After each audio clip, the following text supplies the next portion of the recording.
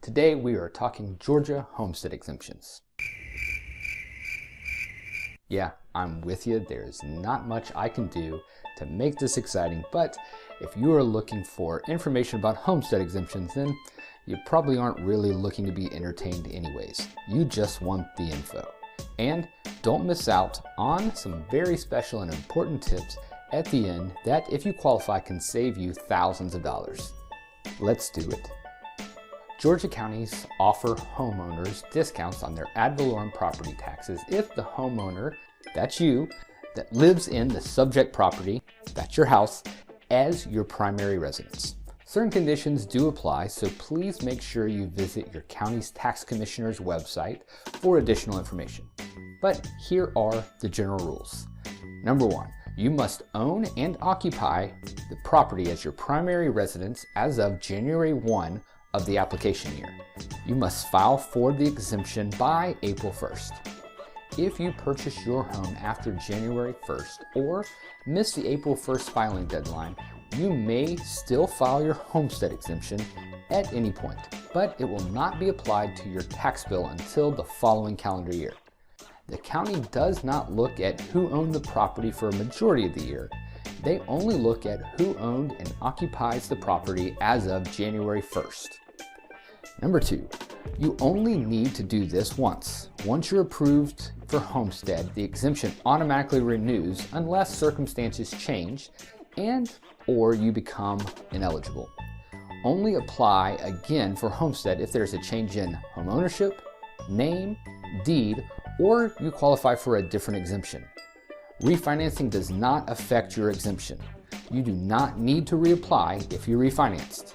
Number 3, a property owner must live in their property as their primary residence, and they cannot be receiving a homestead exemption on any other property. This includes properties in other Georgia counties and other states. Number 4, married couples by law can only have one homestead exemption between them. Number 5, all vehicles owned by the property owner or owners must be registered in the county where the property owner applies for the homestead exemption.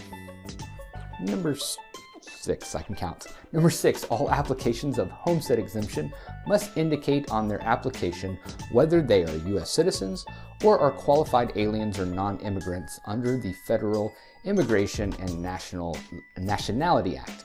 Those applicants who indicate they are qualified aliens or non-immigrants will be required to submit with their application their valid documentation from the U.S. Immigration and Naturalization Service for purposes of verification.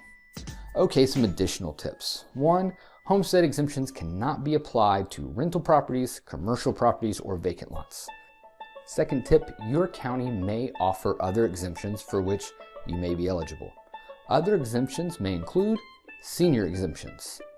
Note that different counties have different age requirements, and some counties have income limits. You may need to provide a birth certificate and copies of your Georgia tax returns. Some counties offer disability exemptions. Once again, documentation is required. Surviving unmarried spouses of military, peace officers, or firefighters killed in the line of duty. You may need to provide a death certificate or other documentation. If you fall into one of these categories, please look into these homestead exemptions as they can save you a good amount of money year over year. If you want to find out info about the county you live in and your homestead exemption, find the link below. This will take you to info about Metro Atlanta counties. If you don't see your county, just search homestead exemptions and your county, and you should be able to find it pretty easily.